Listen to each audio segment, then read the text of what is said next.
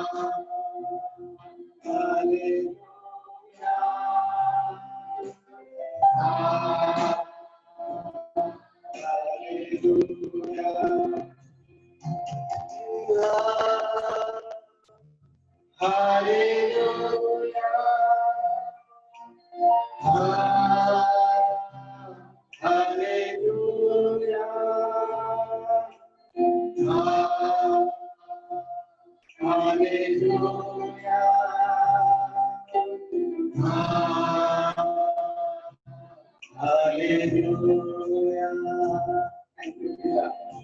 Thank you, Lord Jesus.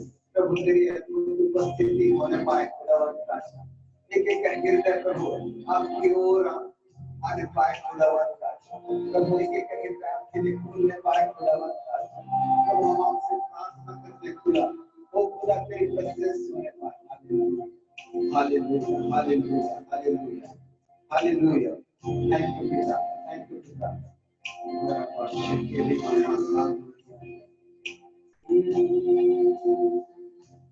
तेरे जैसा है कोई नहीं, तेरे चरणों में झुकी आसमां और महिमा गाए यीशु मसीह. तेरे जैसा है कोई नहीं, तेरे चरणों झुके आसमां और महिमा गाए जमीन.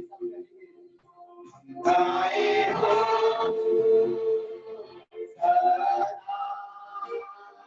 तू राजाओं का है राजा.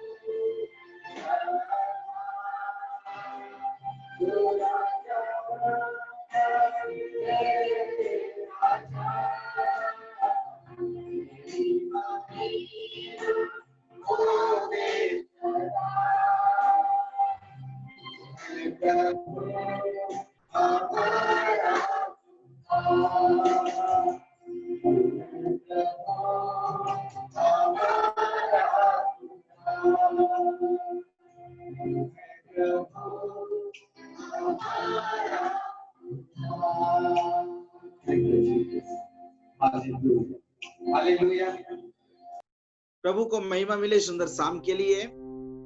और जितने भी इस सभा के अंदर हैं, हर एक का स्वागत करता हूं। और इस समय हम सब मिलकर उस जीवित सामर्थी वचन को सुनेंगे, क्योंकि आज विशेष करके मैं एक टारगेट को लेके बात करना चाहता, एक लक्ष्य को लेके बात करना चाहता। जितने मेरे भाई और बहन, माता और पिता इस सभा के अंदर है। सचमुच बाइबल के अंदर में लिखा है, अगर नीति वचन की किताब देखें, नीति वचन 21 अध्याय और उसके 31 वचन में लिखा, नीति वचन 21 और उसके 31 वचन में लिखा है कि ये युद्ध के दिन के लिए घोड़ा तैयार तो होता है, परंतु जय यहोवा ही से मिलती है। क्या बात है! ये वचन के अंदर बड़ा अद्भुत रीति से बड़ा अच्छा लिखा हुआ है। युद्ध के दिन के लिए घोड़ा तो तैयार होता है, परंतु जय, परंतु विजय, परंतु सक्सेस रिजल्ट यहोवा की ओर से मिलता है। क्या बात है कि आज की शाम आप युद्ध के मैदान में है, घोड़ा के समान जो तैयार है। क्या आज उस एग्जाम की तैयारी कर रहे हैं जिसके अच्छी रिजल्ट आप चाहते हैं? क्या युद्ध के मैदान में आप हैं और क्लास में युद्ध कर रहे हैं, मतलब पढ़ाई कर रहे हैं? सच है, आज मैं कहना ये चाहता, जिस जॉब के लिए आप तैयारी कर रहे हैं, मतलब युद्ध के मैदान में युद्ध कर रहे हैं आप, लेकिन सच्चाई है वचन में ऐसा लिखा है, मगर विजय तो यहोवा के हाथ में। हालेलुया!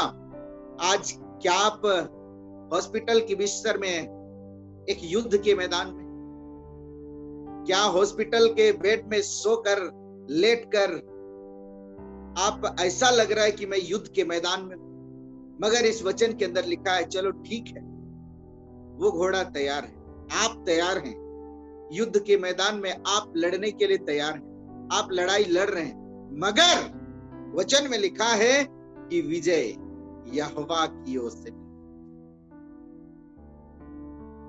कोई मनुष्य अपने में नहीं है, विजय देने वाला परमेश्वर है। लेकिन अगर बाइबल के अंदर में देखेंगे तो सचमुच नीति वचन 29 उसके 18 में लिखा है, जहां दर्शन की बात नहीं वहां लोग निरंकुश हो जाता है। जिस व्यक्ति के जीवन के अंदर दर्शन नहीं है, अर्थात लक्ष्य नहीं है, अर्थात टारगेट नहीं है, वो निरंकुश है। निरंकुश मतलब एक घोड़ा में लगा हुआ, नथनों में लगा है, उसको जिसको लगाम बोलते हैं, लगाम लगाया हुआ ना रहे घोड़ा तो उसको हैंडल नहीं किया जा सकता, किसी भी रीति से हैंडल नहीं किया जा सकता। बाइबल में लिखा है, जहां दर्शन की बात नहीं वहां पर लोग निरंकुश हो जाते हैं, मतलब बिना कुश का घोड़ा, बिना कुश का घोड़ा को किसी भी रीति से कंट्रोल नहीं किया जा सकता, चाहे वो पति है चाहे पत्नी है, चाहे वो बेटा है चाहे बेटी है।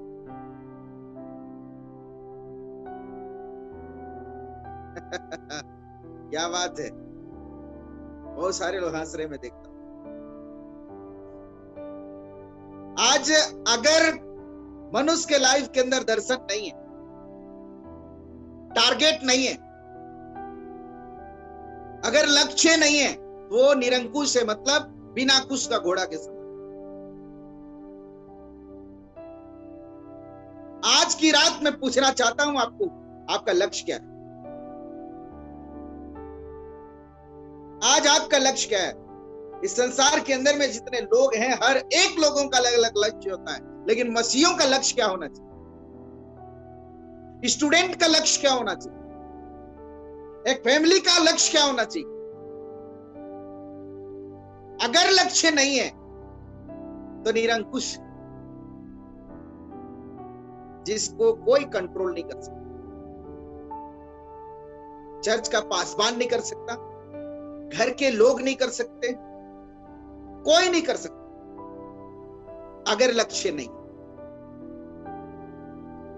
यीशु मसीह अपने वचन में कहा, मार्ग सत्य और जीवन मैं हूं, बगैर मेरे द्वारा कोई पिता के पास नहीं जा सकता। आनंद लेने से काम नहीं चलने वाला, वचन सुनने में आनंद आता है, छुटकारे, गवाही और चंगाई को देखने में मजा आता है, है ना। लेकिन नाचने गाने में मजा आता है, लेकिन लक्ष्य होना चाहिए।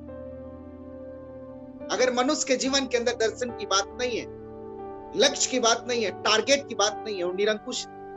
पढ़ाई, अगर कोई विद्यार्थी पढ़ाई कर रहा है, पढ़ाई करते करते लक्ष्य ना बना पाया तो निरंकुश, बिना कुश का घोड़ा कहलाता। लक्ष्य। प्रियो, मैं इस बात को याद करता हूं, कल की शाम हम बात कर रहे थे जन्म पर्व के विषय। क्या बात है, बहुत मजा आया। बहुत सारे लोग फोन भी किए थे, मैसेज भी डाला था। आज जलसा टाइप से लगा जलसा टाइप से लगा। लेकिन यीशु मसीह जहां जन्म लेता ना, वहां जलसा ही। केवल 25 दिसंबर को डेजेंग डेजेंग कर देने से केवल काम नहीं चलता।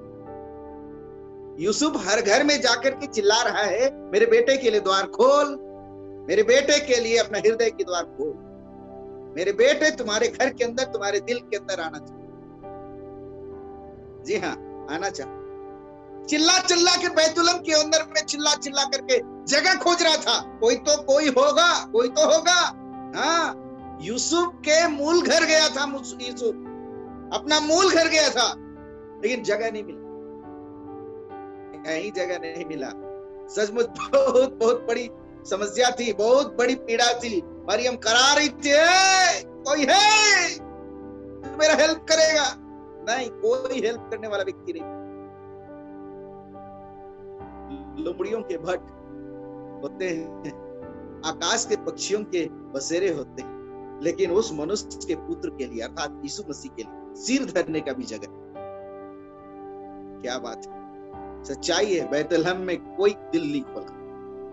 आज इस आशीष प्रार्थना सभा में आज यूसुफ यही बात को कह रहा है, चिल्ला चिल्ला करके, मेरा बेटा जन्म लेने वाला है, अपना दरवाजा।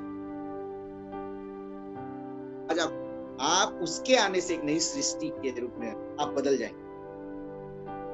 इतना दिन लड़ाई लड़े ना, इतना दिन आप परीक्षा लिखे ना, इतना दिन आप बहुत मेहनत किए ना तरक्की के लिए, सक्सेस नहीं हो पाया।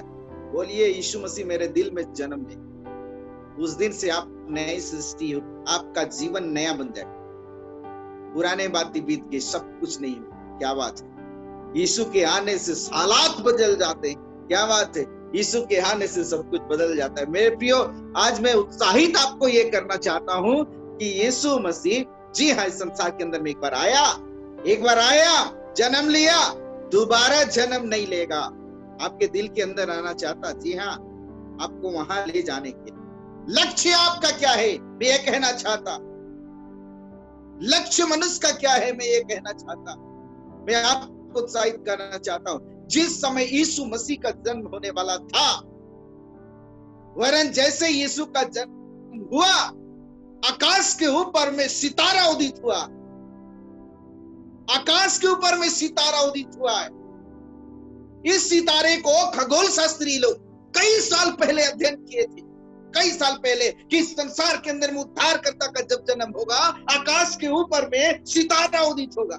क्या बात है, कई साल पहले इस बात को खगोल शास्त्री लोग ये इसका अध्ययन करने वाले हैं। आकाश के ऊपर में चांद सितारा क्या क्या बोलते मालूम नहीं, लेकिन खगोल शास्त्री कहलाते हैं। इसका अध्ययन करने वाले वैज्ञानिकों ने कहा था कि उद्धारकर्ता का जन्म इस संसार के अंदर में होगा तो आकाश के ऊपर सितारा उदित होगा। लेकिन अगर बाइबल के अंदर में अगर आप पढ़ेंगे, मेरे सचमुच मत्ती रचित सुसमाचार उसके दूसरे अध्याय में हम देखेंगे तो बड़ा अच्छा लिखा है। मैं आपको उत्साहित करना चाहता हूं, आपका लक्ष्य क्या है। मैं विषय से भटकूंगा नहीं। जिसके पास दर्शन की बातें नहीं, वो निरंकुश हो जाता। जिसके पास लक्ष्य की बातें नहीं, निरंकुश हो जाता। लेकिन जिसके पास लक्ष्य की बात है ना, वास्तव में वो विजय को प्राप्त करता है। क्योंकि उस युद्ध के अंदर में, जिस लक्ष्य की प्राप्ति के लिए वो जो कदम बढ़ाया है, उस युद्ध के अंदर में, वरन उस मेहनत के अंदर में, वरन मैं कहना चाहूंगा उस परिश्रम के अंदर में, सचमुच वो परमेश्वर साथ साथ चलने वाला पिता। इसलिए तो कहा, युद्ध के दिन के लिए घोड़ा तो तैयार है, मगर विजय यहोवा की ओर से। चलते रहो, परिश्रम करते रहो, फल तो परमेश्वर पिता देने वाला है। हालेलुया। सच है मेरे प्रियो। मैं कहना चाहता हूं, हेरोदेस, जैसे कि दूसरे अध्याय के पहला वचन से अगर पढ़ेंगे तो वहां लिखा है, हेरोदेस राजा के दिनों में जब यहूदिया के बैतलहम में यीशु का जन्म हुआ। ओके, हो गया। सब बोले जन्म पर्व मुबारक हो। कोई कुछ नहीं बोला। जोर से बोले जन्म पर्व मुबारक हो। हालेलुया। सुनिए प्रभु का वचन, ठीक है, बड़े आनंद के साथ, क्योंकि आज की शाम सचमुच बड़ी आशीष का शाम है। लिखा है ये बैतलहम में यीशु का जन्म हुआ। तो पूर्व से कई ज्योतिषी यरूशलेम में आकर पूछने लगे, यहूदियों का राजा जिसका जन्म हुआ है कहाँ है? क्योंकि हमने पूर्व में उसका तारा देखा है और उसको प्रणाम करने आए। कहने का मतलब यह है कि खगोल शास्त्री लोग अध्ययन इस बात का किए थे कि उद्धारकर्ता का जन्म जब होगा तो आकाश के ऊपर में एक सितारा उदित होगा, और सचमुच वो इस बात का प्रमाणित कर रहा है कि उद्धारकर्ता जहां जन्म लिया है ना उधर जाएगा। और ये लोग पूर्व की ओर देखे, एक सितारा उदित हुआ। अब उसका पीछा करते मैं सचमुच सही समय पे समाप्त करूंगा, मगर मैं कहना यह चाहता हूं, अब ज्योतिषी लोग टारगेट बनाए कि इस सितारे का हम पीछा करते जाएंगे। ये जहां जा रहा है, जिधर जा रहा है, हम उधर से जाएंगे। और ये उस बात का प्रमाणित करता है कि जहां यीशु मसीह जन्म लिया है वहां वो लेके जाए। इसलिए तो बड़ा अच्छा गीतों में भी गाए, बड़ा अच्छा लगता है। बहुत पुराना गीत है, मरियम के बोराए का तारा टीम टीम टीम टीम चमकेला, तारा ना लगे प्रभु यीशु चमकेला, तारा ना लगे प्रभु यीशु चमकेला। कल एक सवाल लोगों ने किया, ये क्रिसमस का संदेश आप क्यों दे रहे? अब मैं आपको ये सवाल करता हूं, ये क्रिसमस का संदेश केवल 25 दिसंबर के लिए? आज मैं उनके लिए संदेश दे रहा हूं जिनके पास लक्ष्य है और जिनके पास लक्ष्य नहीं है। लक्ष्य है तो परमेश्वर उस लक्ष्य के ऊपर आशीष देगा, और जो लक्ष्य नहीं है, जी हाँ, वो लोग लक्ष्य बनाएंगे। वरन जो चल रहे हैं ना, उनको कौन लोग उस सितारे के पास पहुंच सकते? शायद आज सचमुच मेरे प्रियो आप बहुत आशीषित होने जा रहे हैं, ऐसे अनुभव होता है मुझे, क्योंकि आप बहुत उत्साहित दिख रहे हैं, बहुत सारे लोग हंस रहे हैं, बहुत अच्छा लग रहा है। सुनिए,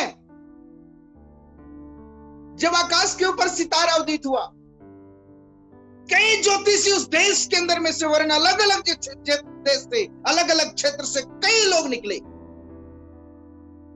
लोग निकले, उसका पीछा करते निकले। और एक बार फिर से मैं कहूंगा, वो सितारा वहां जा रहा था जहां यीशु का जन्म, और वहां पर टिका जहां पर यीशु मसीह का जन्म हुआ। अब मुझे मालूम नहीं कितने दूर से ये सितारा का पीछा लोग करते आ रहे, लेकिन मैं वहां पर मेन फोकस में करना चाहता हूं। सितारा चल रहा है, आकाश के ऊपर सितारा उदित हुआ है, और धीरे धीरे जा रहा है जिधर यीशु मसीह जन्म लिया। ज्योतिषी लोग क्या कर रहे हैं? आकाश की ओर देख करके चल रहे। सभी लोग देखिएगा, आकाश की ओर देखिए, तो नीचे क्या दिखाई दे रहा है? आकाश की ओर ज्योतिषी देख रहा है, लेकिन नीचे कुछ दिखाई दे रहा है आपको?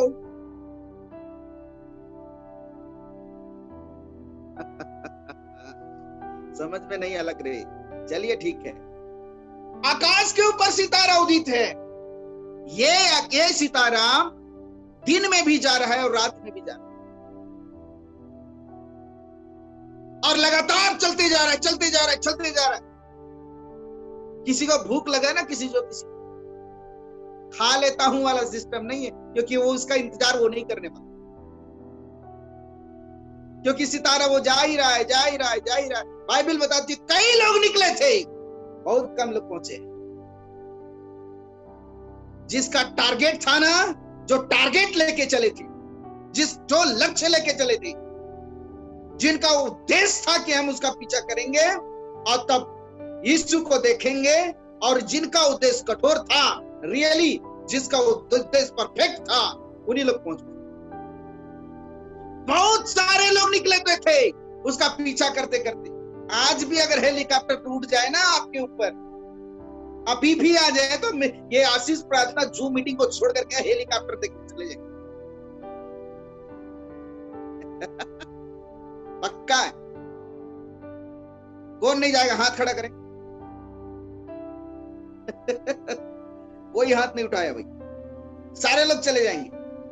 मुझे कहने दीजिए, वचन के अंदर लिखा है कि जो आकाश के ऊपर सितारा उदित हुआ है। सितारा जब उदित हुआ, ओ बहुत सारे लोग निकले हुए। मेरे प्रियो, आकाश के ऊपर देख करके चलना बहुत कठिन था। उस सितारे के ऊपर में आंख लगा करके देखना बहुत कठिन था। चलिए, रात की बात तो इस सितारा स्पष्ट रीति से दिखता था, लेकिन दिन की बात करें तो आंख खड़ा करके देखना पड़ता था, और सितारा का पीछा करना आसान नहीं। ऊपर है सितारा, आंखें ऊपर लगा करके देखोगे तब वो सितारा देख पाओगे, नहीं तो इधर उधर चला जाएगा। दिन में तो देखना बहुत कठिन है। मेरे प्रियो, ये सितारा हाईवे रोड में नहीं जा रहा था, ये सितारा कहीं पठार में होके जा रहा था, कहीं झील के ऊपर ऊपर जा रहा था, कहीं पहाड़ के ऊपर से होके गुजर रहा था, कहीं मुझे कहने दीजिए रेगिस्तान में होकर के जा रहा था, कहीं जंगल और झाड़ में के ऊपर होते होते जा रहा था। मेरे प्रियो, आप विचार कीजिए, ज्योतिषी लोग जिसका लक्ष्य था वो लोग जा रहे थे। कई लोग निकले थे, कई लोग निकले थे, कई लोग निकले थे, कई लोग निकले थे, लेकिन बहुत सारे लोग वापस चले गए। किसी का पैर में ठोकर लग गया, वापस चले गए। देखे कि पहाड़ के ऊपर जा रहे हैं, बोले नहीं सकेंगे, वापस चले गए। कई लोग बोले कि ये नदी के उस पार से जा रहा है, बोले नहीं सकेंगे, नदी बहा के ले जाएगा, वापस चले गए। मुझे कहने दीजिए मेरे प्रियो, कई ज्योतिषियों का वापस ही हुआ, कई लोग वापस चले गए, कई लोग वापस चले गए, लेकिन जिसके पास लक्ष्य था, ये चिंता नहीं किए पैर में ठोकर लगे, चाहे कांटा लगे, चाहे कोई भी ताकत लगे, मुझे कहने दीजिए भूख लगे, चाहे कोई भी प्यास लगे, कोई भी बातें हो, कोई भी अड़चने हो, सचमुच वो टारगेट लेके जो चले, सचमुच यीशु मसीह का दर्शन करने पाए। हालेलुया।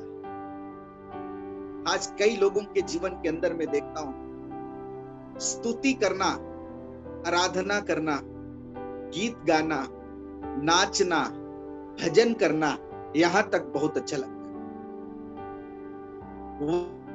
वचन को सुन लेना भी अच्छा लगता है। वचन को पूरा होते हुए अद्भुत कामों को देखना भी अच्छा लगता है। अच्छा लगता है कुछ दिन, फिर वापस चला जाता अपने लाइफ में। सचमुच मेरे प्रियो, मैं एक गवाही बताऊं आपको। ये गवाही ऐसा था, ये गवाही ऐसा है, जब मैं 4th क्लास पढ़ता था,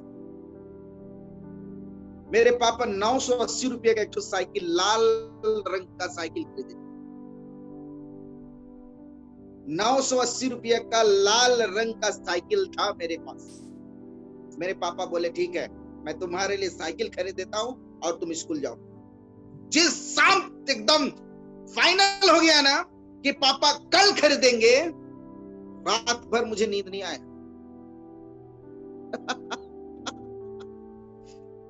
रात पर मुझे नींद नहीं आया। इसलिए नींद नहीं आया, कल तो नवा साइकिल आई रे, नवा साइकिल आई, नवा साइकिल, क्या बात है, नवा साइकिल के चक्कर में रात भर नींद नहीं आया। सुबह हुआ, एकदम जल्दी जल्दी तैयार हो रहा हूं, लेकिन 10 बजे 9 बजे खुलेगा ना वो अर्जुन साइकिल दुकान का साबिल,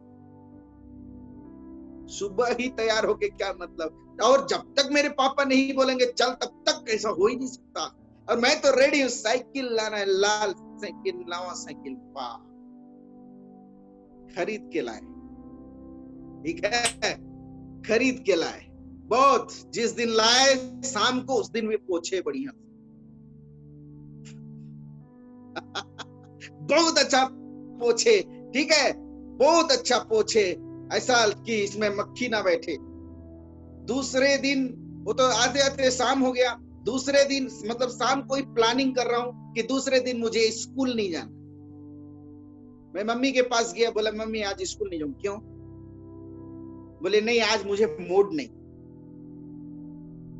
मेरे पापा बोले चलो स्कूल, मैं बोला आज नहीं जाऊंगा, आज केवल आज छोड़। मेरा दिमाग में यह चल रहा था कि दिन भर साइकिल चलाऊंगा। मेरे पापा बोले ठीक है मत जाओ।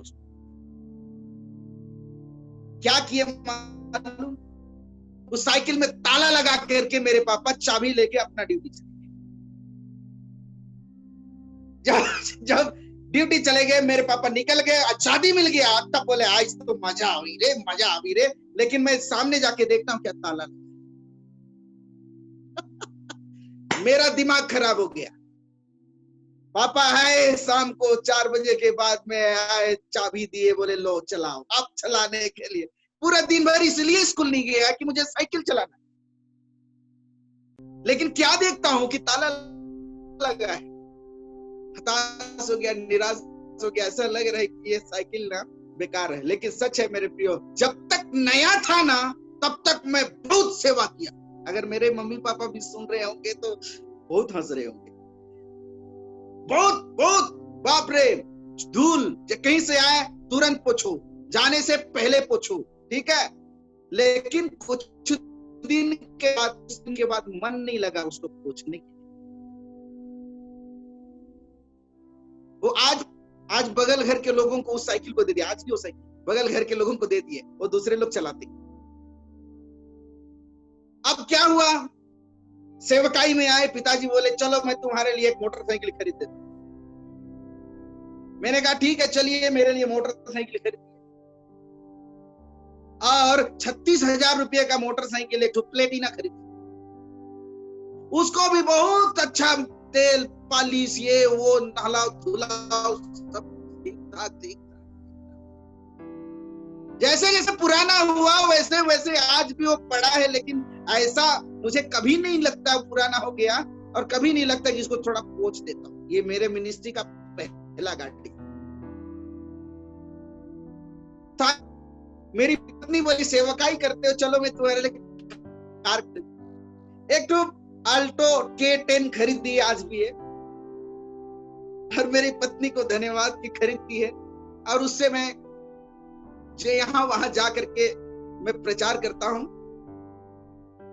जब तक नया था ना तब तक तो पोछा पाछी बढ़िया चलता था, लेकिन पुराना हो गया आज भी मुझे बहुत बढ़िया लगता है। और इस बात से बहुत डांट खाता हूं कि तुम गाड़ी को पोछते नहीं हो, मैं नहीं बैठूंगी, ऐसा वाला चल। कहने का मतलब ये है, कोई बात नया रहता है ना तो इंटरेस्ट।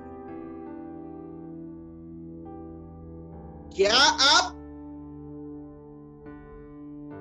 कुछ समय के लिए यीशु के ऊपर इंटरेस्ट ले रहे हैं? क्या लक्ष्य कुछ दिन के लिए है, जैसे वो ज्योतिषियों के समान था? बहुत सारे लोग निकले थे, जब तक ठीक ठाक रास्ता था ना तब तक बोले हाँ चल देव चल देव चल देव, लेकिन जब पठार आया वापस चला गया। स्टूडेंट भी अच्छे विषय को तो अच्छा पढ़ता है, लेकिन कठिन विषय को छोड़ देता। सच है मेरे प्रिय, बहुत आनंद आता है जलसा पर्व में ना। 3-4 डकार मार, मतलब घूट मार करके बहुत अच्छा लगता है डांस करना। बिना पिए नाच के देख दो, मैं ये कहना चाहता हूं, जिसके पास लक्ष्य है ना, रियली वो विजय परमेश्वर पिता देगा। लेकिन कई बार ऐसा होता है कि हमने आज यीशु को पा लिया, हमने यीशु को पा लिया, 4 दिन यीशु यीशु किया, उसके बाद में जब समस्या आई बोले नहीं। 4 दिन ठीक लगा आराधना करना, 4 दिन स्तुति करना ठीक लगा, 4 दिन बाइबल पढ़ना ठीक लगा, 4 दिन प्रचार करना ठीक लगा, और इसके बाद क्या बोलता, अब तो मेरे को मन नहीं करता।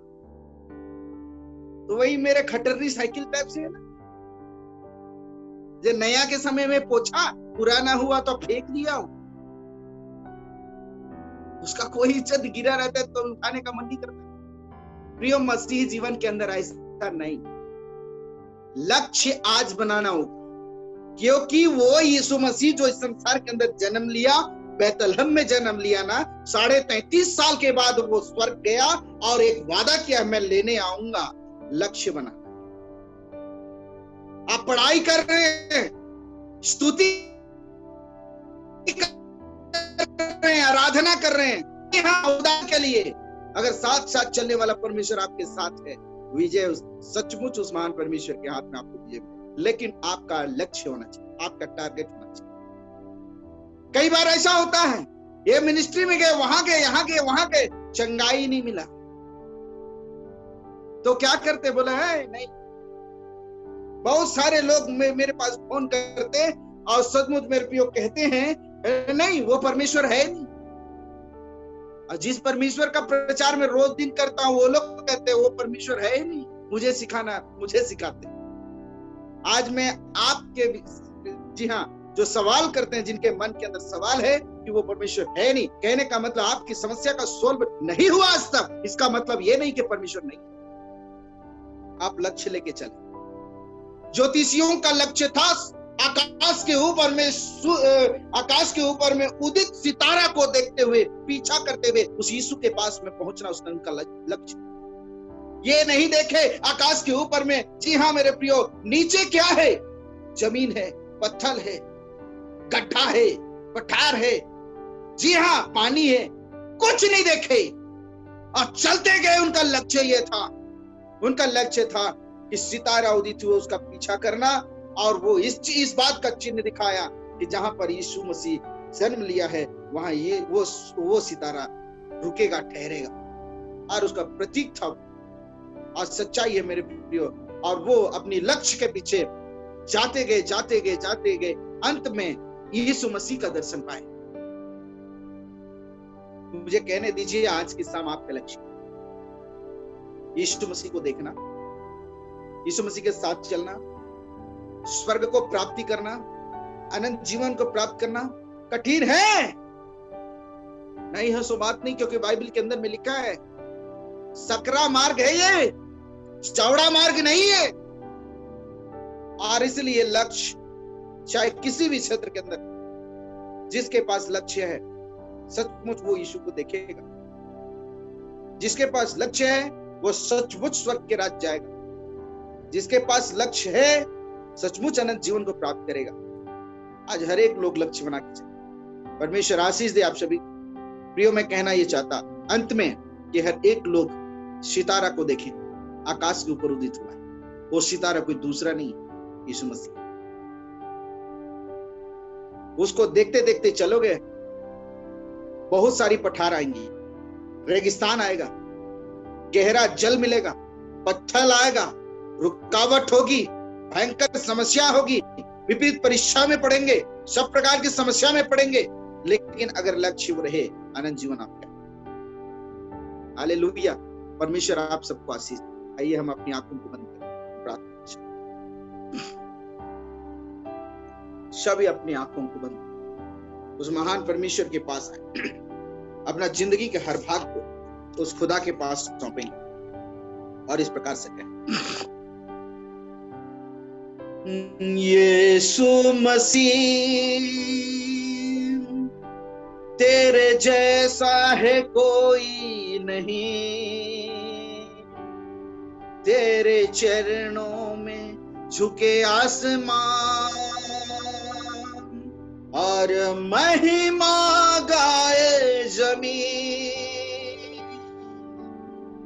आज 345 परिवार के लोग, परमेश्वर पिता आपको कहना चाहता, क्या आपके पास कोई लक्ष्य है?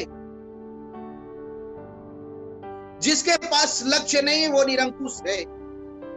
आज की शाम वो परमेश्वर के पास में आकर के लक्ष्य बनाए। स्टूडेंट लक्ष्य बनाए, परिवार के हर एक मेंबर लक्ष्य बनाए, हर एक लोग स्वर्ग के लिए लक्ष्य बनाए। अपने आप को उस खुदा के पास में देते हुए कहें, यीशु मसीह तेरे जैसा है कोई नहीं, तेरे चरणों में झुके आसमान और महिमा गाए जमीन। यीशु मसीह तेरे जैसा है कोई नहीं, तेरे चरणों में झुके आसमान और महिमा गाए जमीन। हम गाए हो शाना, तू राजाओं का है राजा, तेरी महिमा होवे सदा।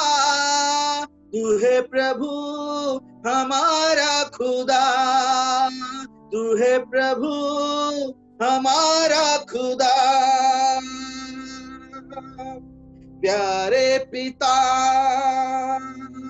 तूने हमसे इतना प्यार किया,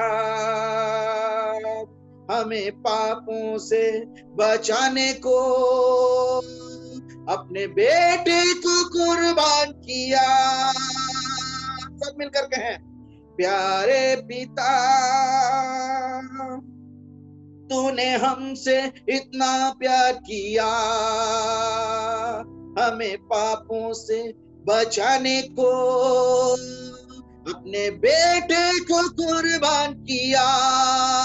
हम गाए हो शाना, तू राजाओं का है राजा, तेरी महिमा होवे सदा। तू है प्रभु हमारा खुदा, तू है प्रभु हमारा खुदा, तू है प्रभु हमारा खुदा।